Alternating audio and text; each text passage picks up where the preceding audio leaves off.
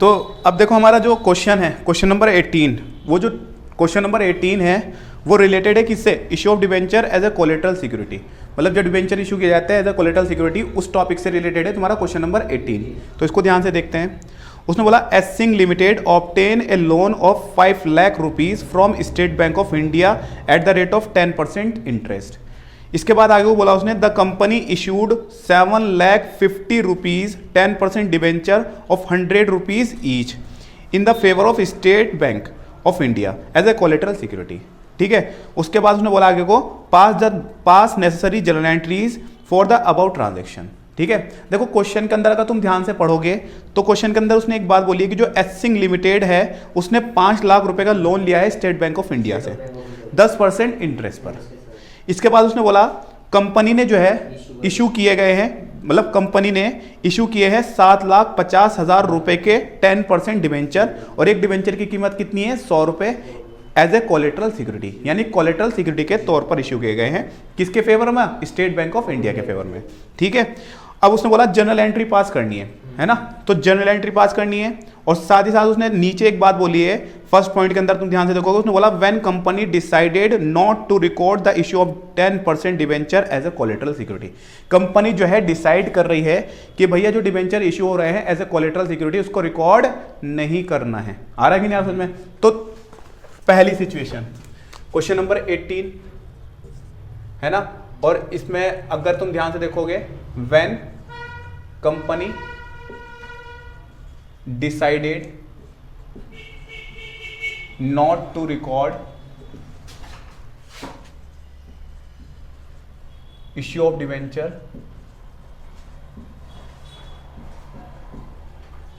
As collateral security, है ना।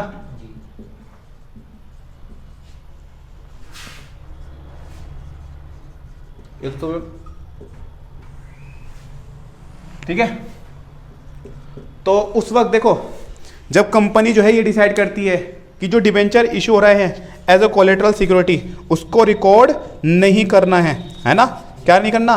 उसको रिकॉर्ड नहीं करना। तो ऐसी सिचुएशन में केवल जर्नल एंट्री एक ही होगी, है ना। जर्नल एंट्री कैसी होगी?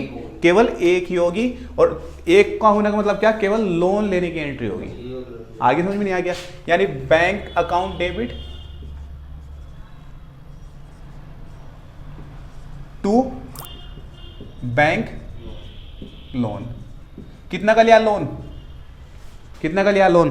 देख के बताओ। ठीक है ना, कितना का लिया? 5 लाख रुपए का जो है तुम्हारे यहां पे लोन लिया गया है ना। आगे नहीं आया समझ में? ठीक है, तो 5 लाख रुपए अमाउंट आ जाएगी। अभी रुको, 5 लाख रुपए की अमाउंट आ जाएगी।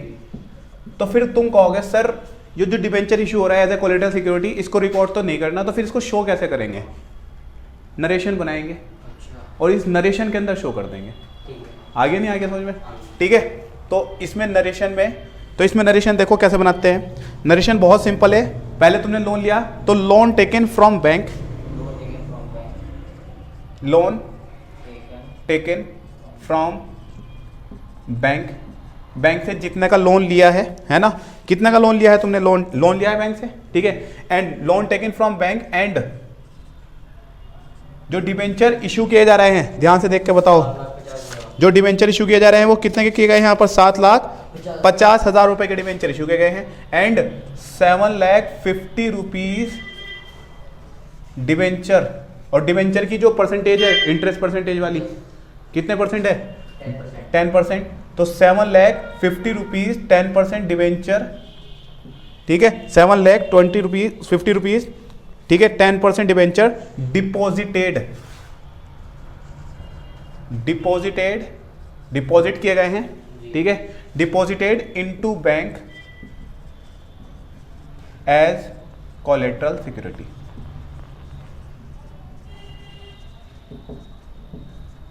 ये है जनरल नरेशन तुम्हारी, सिंपल।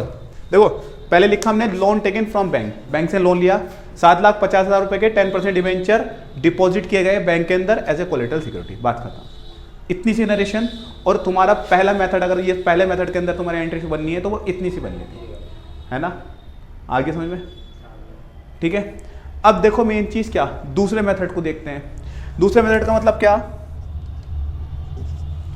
दूसरे मेथड को देख लेते हैं। दूसरे मेथड में उसने एक बात बोली कि व्हेन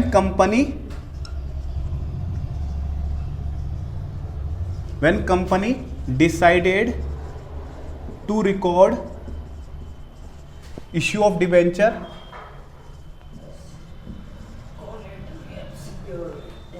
एज कोलेटरल सिक्योरिटी, है ना। इस बार कंपनी ने डिसाइड किया है कि जो डिबेंचर इशू है एज ए कोलेटरल सिक्योरिटी उसको क्या करना है, शो करना है, रिकॉर्ड करना है। आगे समझ में। तो भाई इसमें क्या होगा, इसमें केवल 2 एंट्री होगी इसके अंदर, है ना। 2 एंट्री का मतलब क्या है, इसमें केवल 2 एंट्री, पहले लोन लेने की एंट्री होगी, बाद में डिबेंचर इशू करने की एंट्री होगी, बस बात खत्म। तो पहले लोन लेने की एंट्री तो अभी आपने करी है, सेम है ना। तो लोन लेने की एंट्री का मतलब क्या, पहले लोन लेने की एंट्री में ये कि पहले लोन ले लो, बैंक अकाउंट डेबिट, ठीक है, to bank loan,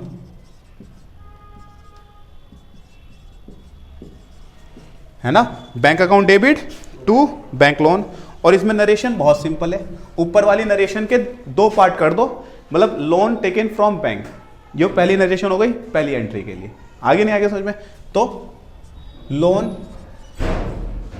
taken from bank, पहली नरेशन, मतलब पहली एंट्री के लिए किस तरीके से नरेशन बनाएंगे। तो जो ऊपर वाली नरेशन है उसके 2 पार्ट कर दो और दोनों एंट्री जनरल एंट्री के अंदर उसको पुट कर दो। समझ में आ गया, ठीक है। ये हो गई। दूसरी देखो, दूसरी जब एंट्री बनेगी तो दूसरी डिवेंचर इशू करने की एंट्री बनेगी। अच्छा, डिवेंचर इशू कर रहा है, इसका मतलब डिवेंचर जा रहा है, मगर वो डिवेंचर जो जा रहे हैं अभी वो डिवेंचर जो है एक्चुअल में डिवेंचर होल्डर बनेगा कि नहीं बनेगा, ये भी सस्पेंस है जिसके पास जा रहे हैं, है ना। तो सस्पेंस है, डिवेंचर भले ही जा रहे हैं। तो डिवेंचर जाने का मतलब क्या, हमारे पास से 10% डिवेंचर हम ये तो शो कर दिया हमने, मगर जो डिवेंचर जिसके पास जा रहे हैं अभी वो डिवेंचर होल्डर बनेगा कि नहीं बनेगा, ये क्या है, अभी सस्पेंस है। ये हमारी लायबिलिटी है कि नहीं है, ये भी अभी सस्पेंस है। तो इसीलिए हम क्या करेंगे, डेबिट साइड में दिखा देंगे डिवेंचर सस्पेंस अकाउंट, डेबिट, ठीक है।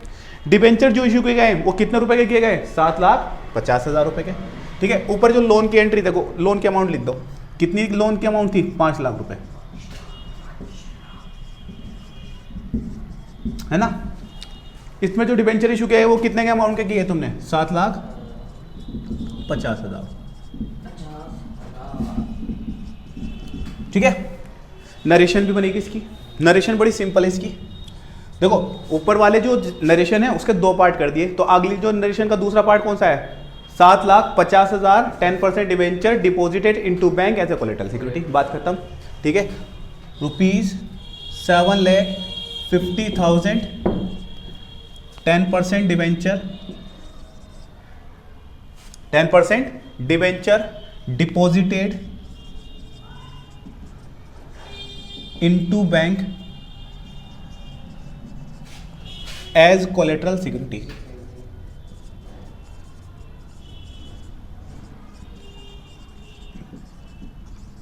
ये इसकी तुम्हारी सिंपल नरेशन थी, ठीक है। यानी क्वेश्चन कितना आसान था, है ना। अब देखो इसी क्वेश्चन को जरा अलग तरीके से देखते हैं। क्वेश्चन के अंदर तो केवल उसने बोला था जनरल एंट्री शो करनी थी। अब क्वेश्चन के अंदर इसी देखो जितनी अमाउंट हमने जनरल एंट्री में बनाई है, इसी अमाउंट को जो है दोनों मेथड को, यानी जब कंपनी जो है बोलती है कि भाई जो डिवेंचर इशू हो रहे हैं उसको रिकॉर्ड नहीं करना, और जब कंपनी बोल रही है कि उसको रिकॉर्ड करना है, तो इसको जो है बैलेंस शीट के अंदर कैसे शो करेंगे ये भी देख लेते हैं। क्वेश्चन में तो नहीं बोला, हम देखते हैं आ रहा कि नहीं आ रहा समझ में, तो देख लेते हैं। ये रफ कर रहा हूँ, नोट कर लेना, ठीक है। तो देखते हैं बैलेंस शीट के अंदर शो कैसे करना।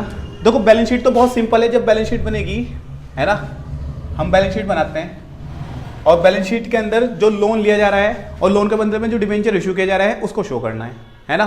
तो बस सिंपल है, बहुत सिंपल। बैलेंस शीट के अंदर 2 अमाउंट आती है, प्रीवियस ईयर की अमाउंट आती है और करंट ईयर की अमाउंट आती है, साथ ही साथ एक कॉलम आता है नोट नंबर, ठीक है। और इस तरीके से तुम्हारी बन जाती है पूरी बैलेंस शीट, है ना। बैलेंस शीट बनानी है हमें, तो बैलेंस शीट के अंदर ये पर्टिकुलर ठीक है। नोट नंबर, ये करंट ईयर का अमाउंट आ जाएगी यहां पर, और ये आ जाएगी प्रीवियस ईयर की अमाउंट, ठीक है। करंट ईयर की अमाउंट, प्रीवियस ईयर की अमाउंट। इसमें देखो हमें जो शो करना क्वेश्चन के हिसाब से, वो लोन लेने, जो लोन ले रहे हैं उसको, और जो डिबेंचर इशू कर रहे हैं उसको शो करना। तो लोन और जो डिबेंचर इशू हो रहा है वो लॉन्ग टर्म है, ठीक है। और लॉन्ग टर्म जो होते हैं, लॉन्ग टर्म लोन जो होता है वो कहाँ जाता है तुम्हारा, नॉन करंट लायबिलिटी के अंदर। शॉर्ट टर्म में नहीं आता, नॉन करंट लायबिलिटी के अंदर। सबसे पहले मेन हेडिंग डालो, लायबिलिटी है ना, तो लायबिलिटी के अंदर सबसे पहले मेन हेडिंग डाल दो, इक्विटी एंड लायबिलिटी।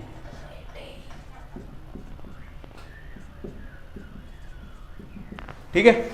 और इस इक्विटी एंड लायबिलिटी के अंदर मेन हेडिंग के बाद आती है तुम्हारी नॉन करंट लायबिलिटी, क्योंकि नॉन करंट लायबिलिटी होती है तुम्हारी लोन जो ले रहे हो तुम, वो लॉन्ग टर्म है ना, ठीक है। तो नॉन करंट लायबिलिटीज, इस नॉन करंट लायबिलिटी के अंदर आती है तुम्हारी एक और हेडिंग जिसे बोलते हैं लॉन्ग टर्म बोरोइंग, जो तुम पैसा उधार लेते हो लॉन्ग टर्म के लिए, ठीक है। तो यहां शो किया जाता है उसको, तो लॉन्ग टर्म बोरोइंग। इसके बाद इससे ज्यादा इस बैलेंस शीट को ओपन नहीं करेंगे। अगर इससे भी ज्यादा इसको तुम्हें ओपन करना है तो इसके लिए बनाएंगे हम नोट। समझ में आ गया, ठीक है। अगर इससे भी ज्यादा तुम्हें इसको ओपन करना है तो इसके लिए बनाओगे नोट। पहली बात, हम दोनों सिचुएशन से देखेंगे, क्वेश्चन के अंदर दोनों सिचुएशन दे रखी ना। तो पहली सिचुएशन के हिसाब से अगर हम बात करें कि जब कंपनी जो है डिसाइड नहीं करती कि डिवेंचर जो इशू हो रहा है एज ए कोलैटरल सिक्योरिटी उनको रिकॉर्ड करना है कि नहीं करना है, तो कैसे बैलेंस शीट, देखो बैलेंस शीट के अंदर तो कुछ भी चेंज होता है, वर्किंग नोट चेंज हो जाता है बस, है ना। तो when company decided not to record issue of debenture as collateral security,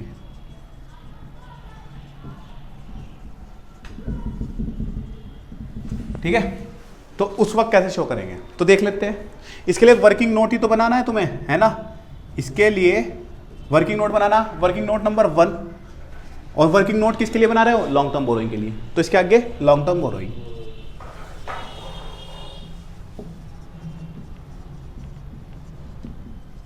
इस लॉन्ग टर्म बोरोइंग के अंदर ही तो तुम जितने भी लॉन्ग टर्म लोन लो या लॉन्ग टर्म लोन के अलावा डिवेंचर इशू करो वो सब इसके अंदर शो होगा।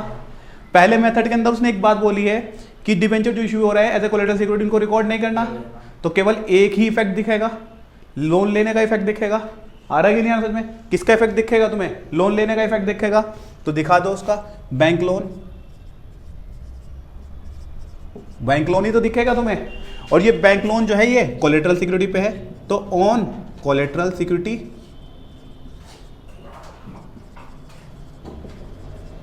On collateral security of debenture. कितने डिवेंचर इशू किए गए हैं, ₹7,50,000। यहां ये शो कर दिया। बैंक लोन की जो अमाउंट होगी करंट ईयर के अंदर जो तुमने लिया है, ठीक है, वो भी शो कर दो।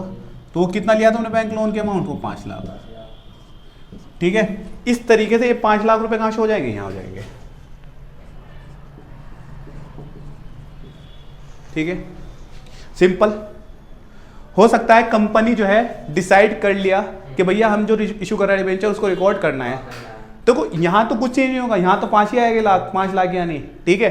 तो फिर कैसे एंट्री बनाएंगे, तो मान लो एज्यूम कर लो दूसरी सिचुएशन है, तो दूसरी सिचुएशन में अमाउंट भी ये रफ कर रहा हूं, तो दूसरी सिचुएशन के लिए बैलेंस शीट तो सेम रहेगी, है ना। उसके लिए केवल वर्किंग नोट चेंज होगा, है ना।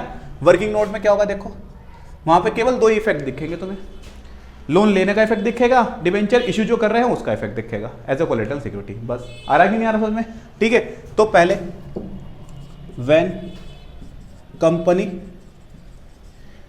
Decided to record issue of debenture as collateral security, ठीक है। तो इसमें 2 इफेक्ट दिखेंगे। 2 इफेक्ट में सबसे पहला जो है तुम्हें, देखो पहले वर्किंग नोट बनाओ, किसके लिए बना रहा है, लॉन्ग टर्म बोरोइंग के लिए,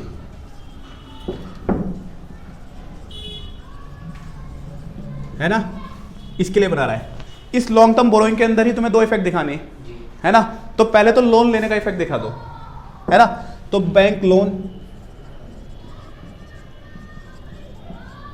है ना, बैंक लोन, और ब्रैकेट में दिखा दो on collateral security of debenture.